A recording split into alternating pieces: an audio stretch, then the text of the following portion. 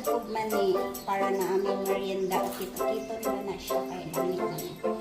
Aron, iwa nako og kanang ahos.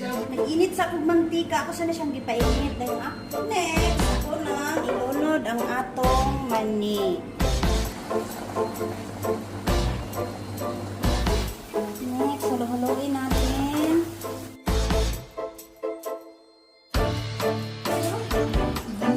Ako na pong gibutan ang ahos. So, mura na siyang halo-haloon. Kaya dali naman ito malulay. Kaya ano, asin.